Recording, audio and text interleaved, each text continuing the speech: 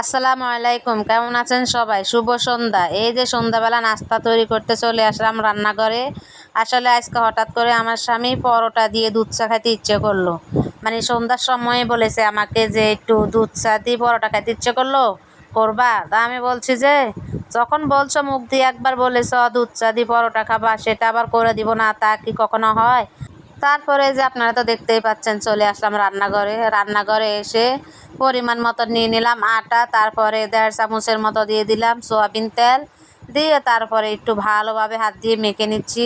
দেখুন, মেখে নিলাম এত সুন্দর করে, হাত দিয়ে মুঠ করতেছি, চাকা চাকা হয়ে যাচ্ছে।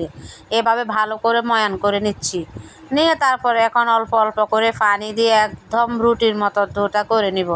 আসলে আমার স্বামী বিশেষ করে রাত্রে বিরাত্রে যখন আমার কাছে কিছু খেতে চায়, তখন কিন্তু আমি খুব রেগে যাই যে রাত্রেবেলাতে ঘুমের সময় তখন নাস্তা করব নাকি বা কিছু খাইতে মন চাইলে করে দিতে চায় না। তখন ও নিজে নিজেই যায় রান্নাঘরে গিয়ে সব কিছু সুন্দর মতন করে নিয়ে খায়, আমাকেও ডেকে খাওয়ায়। তাই আজকে বুদ্ধি করে আমাকে সন্ধ্যাবেলাতেই বলেছে যাতে না করতে না পারি। তাও আমিও না করি নাই, যে রাত্রে তো আর বলে নাই, সন্ধ্যাবেলাতে বলেছে এখন অনেক সময়, ঘুমের সময় তো আর নষ্ট হবে না। তাই সন্ধ্যার নাস্তাতে পরোটা করে দিচ্ছি। পরোটা করার জন্য তো রান্নাঘরে চলে আসলাম। এই যে এখন সুন্দর মতন আটাটাকে মেখে নিলাম, মেখে এখন রেখে দিব আধা ঘন্টার মতো। উপর দিয়ে একটু ঘি দিয়ে মেখে দিব, আপনার চাইলে তেলও দিতে পারেন। আমি ঘিটা দিয়ে সুন্দর মতো হাত দিয়ে মেখে তারপরে একটা প্লেট দিয়ে রেখে দিব আধা ঘন্টার মতো। আধা ঘন্টার পর তারপরে তুলে সুন্দর মতন পরোটা বানানো শুরু করব। এখন মেখে রেখে দিচ্ছি, দিয়ে তারপরে আবার আধা ঘন্টা পর ফিরে আসছি। দেখুন আধা ঘন্টা পর কি সুন্দর নরম তুলতুলে হয়ে গেছে, একদম সফট হয়ে গেছে। আটার উপরে আঙ্গুল রাখলে কি সুন্দর ঢুকে যাচ্ছে দেখুন।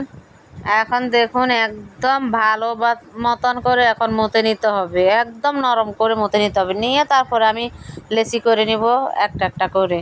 আগে ভালো করে মতে নিচ্ছি, নিয়ে এখন লেচি করে নিচ্ছি। লেচি কিন্তু কি এখানে 8টা লেচি হয়েছে আমার, বড় বড় করে নিয়েছি যেহেতু আমার ঘরে 5জন সদস্য, তাই 8টা করে নিয়েছি। সবারই সুন্দর মতন পেট ভরে খেতে পেরেছে। এই যে এখন রুটিগুলো মানে পরোটাগুলো তৈরি করে নিচ্ছি। ভালো, আমার আবার ফিরা বেলুন নষ্ট হয়ে গেছে, তাই আমি আবার যে সবজি কাটার বোর্ডটা আছে ওই বোর্ডটা নিয়ে নিলাম রুটি করার জন্যে। আসলে এই বোর্ডের মধ্যে রুটি করলে সুন্দর হয়, কিসের জন্য, খড়খড়া টাইপের তো রুটিটা সুন্দর হয়ে আটকে থেকে যায়, তাই এটার মধ্যে রুটি করতে খুব সুন্দর, তাই আমি এটার মধ্যেই করে নিই। আর ফিরার আমার আর দরকার নাই। তারপরে যে রুটিটা করে নিলাম, নিয়ে এখন মাঝখানে একটু তেল দিয়ে দিলাম, দিয়ে যে পরোটার শেপ দিয়ে নিচ্ছি। তারপরে এরকম করলাম 4টা, তারপরে গোল গোল টাইপের করলাম 4টা। 8টা হয়ে গেছে দেখুন, গোল করে একটা করে নিচ্ছি। প্যাঁচ পরোটা বলে না, ওই প্যাঁচ পরোটার মতন করে করে নিলাম 4টা। এই যে দেখুন কি সুন্দর করে গোল গোল করে নিচ্ছি, মানে 2 রকম করে আমি পরোটাটা করে নিলাম। প্রথমে যে গোল করে ফ্যাস পরোটাটা করেছি ওটার ভিতরে আবার তেল দিতে ভুলে গেছি আর আটা দিতে ভুলে গেছি, তাই এটার মধ্যে আবার তেল দিয়ে সুন্দর মতন আটা দিয়ে করে দেখাচ্ছি। মানে ধরতে গেলে 3 রকমেরই হয়ে গেল আমার পরোটা। যা হোক, সবগুলো এভাবে গোছ দেওয়া হয়ে গেছে, এখন সুন্দর মতো বেলে নিচ্ছি। একটা বেলে আপনাদেরকে দেখাচ্ছি, পরে আবার 4 কোনা যে করেছি ওই একটা বেলে দেখাবো। সুন্দর করে গোল করে বেলে নিচ্ছি। আমি আবার সুন্দর করে রুটি অত বেলতে পারি না, মাঝের মধ্যে তেরা বেঁকা হয়ে যায়, সমস্যা নাই। পরোটা সব তো একই ফেটে যাবে, যাই মিক্স হয়ে যাবে, তখন গোল হয়ে যাবে, তখন তো আর কেউ দেখবে না। যা হোক, আমার পরোটা সবগুলা বেলা হয়ে গেছে, এখন আমি চুলাতে ফ্রাই প্যান বসিয়ে দিয়েছি, দিয়ে এখন একে একে সবগুলা পরোটা তৈরি করে নিব। প্রথমে গোল পরোটাটা আমি ফ্রাই প্যানে দিয়ে দিয়েছি, দিয়ে এই পিঠ করে হালকা সেঁকে নিয়েছি। তারপরে দেখুন ঘি দিয়ে সুন্দর মতো ভেজে নিচ্ছি। আর এখান দিয়ে তো আমার স্বামী আমার জন্য অপেক্ষা করেই যাচ্ছে, তো করেই যাচ্ছে। কতক্ষণ পর পর জিজ্ঞাসা করতেছে কি পরোটা চা হয় নাই, পরোটা দুধ চা হয় নাই। আমি কই না, এখনও হয় না। আসলে মানুষ বলে না 5 মিনিটে 3 মিনিটে পরোটা করে ফেলে, আসলে কি 5 মিনিটে 3 মিনিটে কখনো পরোটা হয়?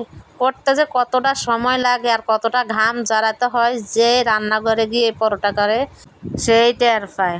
যা হোক, একে একে সবগুলা পরোটা করে নিলাম। এই যে ঘি দিয়ে 1 কোটার ঘি অর্ধেক করে দিয়েছি পরোটা করতে করতে। এখন গরুর দুধ ছিল ফ্রিজে একটু, ওই গরুর দুধ আইনে ভিজিয়ে রেখে গলিয়ে তারপরে দেখুন চুলার উপরে দিয়ে দিছি, কিন্তু কি দেখতে পাচ্ছি একটুকু দুধ দিয়ে দুধ চা হবে না, তাই আবার 2টা প্যাকেট কিনে এনেছি পাশের দোকান থেকে। এই যে দেখতে তো পেলেন, ঠান্ডা পানি দিয়ে গুলে সুন্দর মতন মিক্স করে দিয়ে দিয়েছি। চা আমার হয়ে গেছে। এই যে দুধ চার পরোটা আমার স্বামীকে দেওয়ার জন্য নিয়ে যাচ্ছি। কেমন লাগলো ভিডিওটা? যদি ভালো লেগে থাকে অবশ্যই লাইক কমেন্ট শেয়ার করবেন। যাক, কথা তো অনেক বললাম, এবার যাই তাড়াতাড়ি করে দিয়ে আসি, খাই মনটা জুড়াক। অবশ্যই মনটা তো একটু ঠান্ডা হবে এই চা আর পরোটা দেখলে। তো আজকের ভিডিও পর্যন্ত, আল্লাহ হাফেজ।